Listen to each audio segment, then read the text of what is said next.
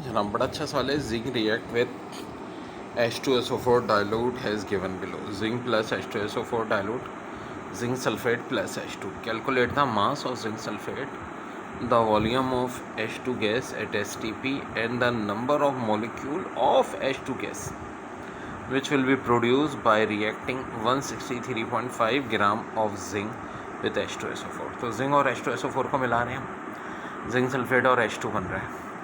इसके 163.5 ग्राम दिए हुए हैं जिंक के, 2.5 मोल आ जाएंगे। एक मोल इसका 1 मोल दे रहे हैं, तो अगर इसके भी 2.5 मोल होंगे तो जिंक सल्फेट की भी 2.5 मोल होंगे।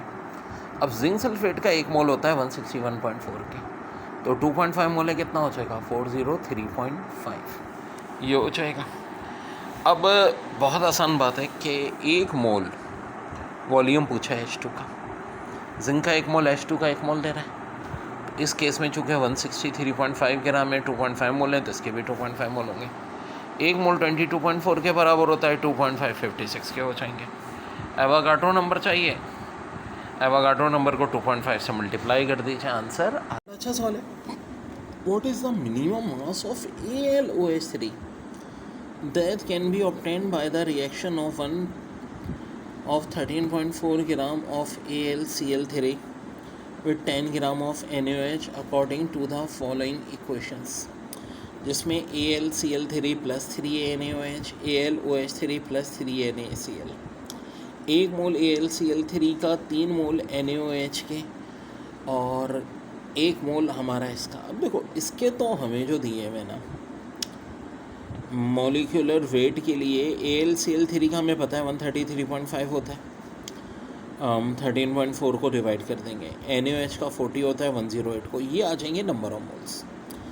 AlCl3 का 0.1 मोल जो है AlOH का अकॉर्डिंग टू इक्वेशन 1 दे रहा है, तो 0.1 इसका कितना देगा 0.1 देगा।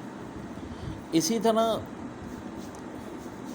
3 मोल NaOH के AlOH के का 1 मोल दे रहे हैं, लेकिन यहाँ तो 3 नहीं, सिर्फ 0.25 मोल है, तो 0.25 कितने देंगे 0.08 देंगे। तो कम कौन सा हो गया 0.083 या 0.1, ऑफ कोर्स 0.083, तो लिमिटिंग रिएक्टेंट हो गया NaOH। तो अब हमें जो मास ऑफ AlOH चाहिए, तो नंबर ऑफ मोल्स किसके NaOH के, जो कि 0.083 है, उसको मल्टीप्लाई किससे कर देंगे, हाँ जी AlOH3 के मॉलिक्यूलर वेट से, जो कि कितना है भाई 78 है। तो आंसर आ जाएगा 6.47 gram of AlOH3। Find the mass and number of molecules in 18 cm³ of H2S gas at STP। 100 cm³ 1000 से डिवाइड किया तो 18 dm³ हो जाएगा। अब mass of H2S, volume of H2S कितना है 18, 22.4 से डिवाइड कर दें, मल्टीप्लाई कर दें मॉलिक्यूलर वेट से, तो आ जाएगा 27.2 ग्राम ऑफ H2S। ये बड़ा इंपॉर्टेंट फार्मूला होता है, ठीक है। Volume divide by molar volume यानी 22.4 मल्टीप्लाई बाय मॉलिक्यूलर मास। और एक चीज़ और, नंबर ऑफ मॉलिक्यूल्स बराबर होता है volume of gas divide by molar volume multiply by Avogadro number. तो अब यहाँ पे देखो volume of H2S of course 18 dm³ है, मोलर वॉल्यूम वही 22.4, एवोगाड्रो नंबर ये होता है। तो ये इसके क्या आ जाएंगे नंबर ऑफ मॉलिक्यूल्स। सबसे पहले हमने क्या किया था cm³ को dm³ में कन्वर्ट किया था। Gases mixture contain 0.2 mole of O2 and 0.3 mole of C2। If partial pressure of oxygen is 60 torr, calculate the partial pressure of CO2। Number of moles of O2 जो हैं वो 0.2 moles हैं, number of moles of CO2 0.3 moles हैं, total number of moles आ जाएंगे 0.5। Partial pressure O2 का जो है 60 torr है, तो पार्शियल प्रेशर ऑफ CO2 पूछा है। तो देखो बात ये है कि भाई यहाँ जो है partial pressure of O2 60 torr है, पहले तो टोटल चाहिए।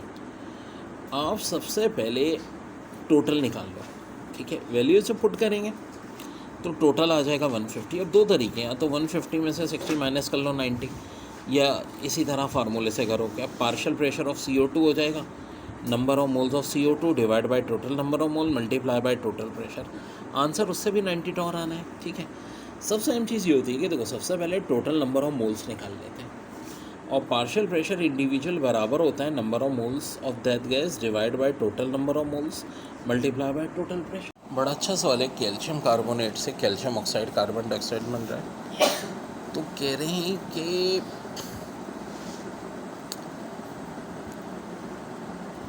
इसमें अगर हम 200 ग्राम कैल्शियम कार्बोनेट जलाते हैं और टेम्परेचर 30 डिग्री हो और प्रेशर 120 टॉर हो तो कार्बन डाइऑक्साइड का कितना वॉल्यूम होगा। तो देखो बड़ा आसान बात है, 200 ग्राम कैल्शियम कार्बोनेट का मास तो 100 ग्राम होता है, 200 को 100 से डिवाइड करो 2 मोल्स हो जाएंगे। कार्बन डाइऑक्साइड और ये देखो तो 2 मोल कार्बन डाइऑक्साइड के भी बनेंगे। Volume of carbon dioxide V हमें नहीं पता, नंबर ऑफ मोल्स 2 है, टेम्परेचर 30 में 273 प्लस कर लो कितना हो जाएगा 303। 1200 को जब 760 से हम डिवाइड करेंगे कितना आ जाएगा 1.58 एटमॉस्फेयर। आर की वैल्यू भी गिवन है, PV इक्वल टू NRT का फार्मूला लगाएंगे, V हमारे पास ये आ जाएगा 31.49 dm3। Organic compound contain 40% carbon 6.6% hydrogen by mass, its molecular mass is double that of its empirical formula mass, find its molecular formula। Carbon की percentage 40 है, hydrogen की 6 है, oxygen की 53 है। तो पहले तो सबके नंबर ऑफ मोल्स निकाल लो, फिर सबसे स्मॉलेस्ट मोल से निकालो, सिंपल मोल रेशो आ जाएगा। अब एम्पेरिकल फार्मूला मास C1H2O1 का 30 ग्राम है, मोलिकुलर फार्मूले का मास कितना दिया है जनाब 60 ग्राम दिया हुआ है जो, ठीक है। डबल का मतलब क्या हो जाएगा, ऑफ कोर्स 60।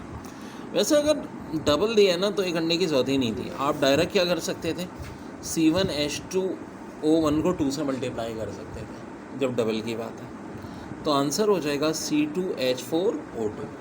डबल का मतलब ये है कि डायरेक्ट उन्होंने वैल्यू ऑफ n क्या दे दिए 2 दे दिए, तो बस जहाँ एम्पेरिकल फार्मूला निकला था उसी को 2 से मल्टीप्लाई करता हूँ। 100 gram of KNO3 heated to redness, find volume of oxygen is liberated at 89 degree centigrade and 765 torr pressure, 2 KNO3 2 KNO2 plus O2।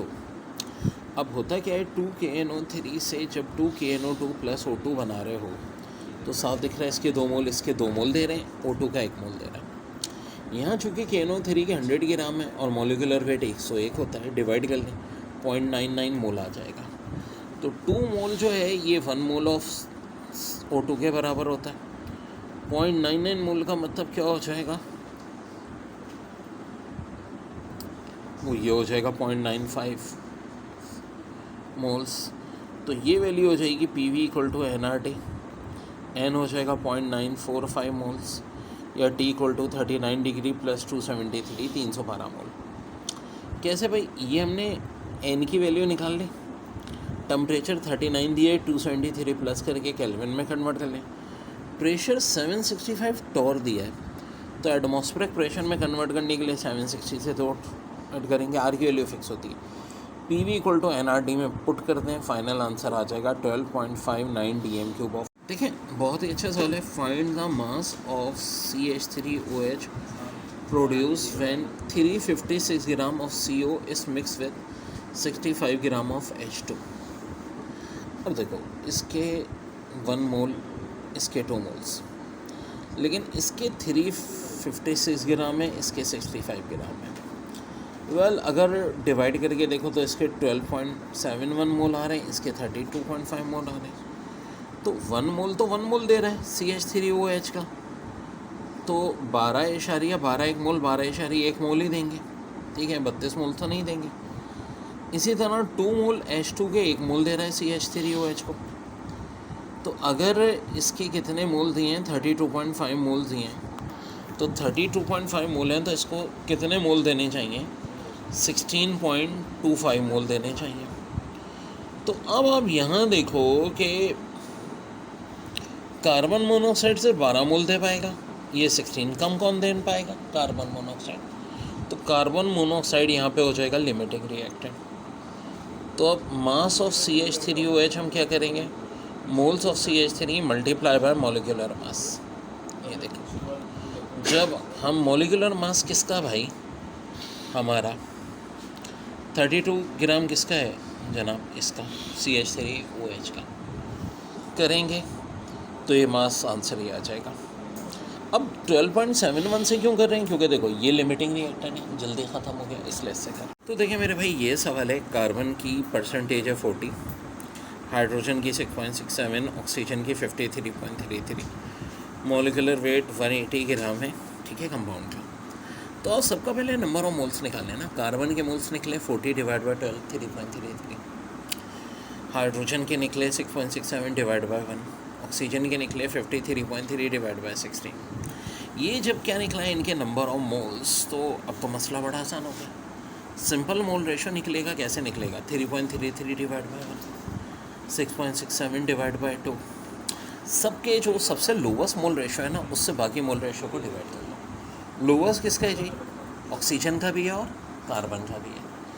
तो ये हमारा कहला जाएगा सिंपल मोल रेशो। C का 1, H का 2, O का 1, ये एम्पेरिकल फार्मूला आ गया। अब देखो, एम्पेरिकल फार्मूला मास जो है वो निकालना बड़ा आसान है। कार्बन का 12, हाइड्रोजन का 2, ऑक्सीजन का 16, ये 30 आ गया। एक चीज़ हमें निकालनी होती है n। ये कैसे निकलता है, molecular formula mass divide by empirical formula mass. Molecular फार्मूले का मास कितना दिया है, 180, 30 से डिवाइड कर दो, वैल्यू ऑफ n आएगी। हमेशा वैल्यू ऑफ n को किससे मल्टीप्लाई कर दो, एम्पेरिकल फार्मूला से। 6 1 ज़ा 6, 6 2 ज़ा 12, 6 1 ज़ा 6, C6H12O6, ये क्या आ गया इसका मॉलिक्यूलर फार्मूला।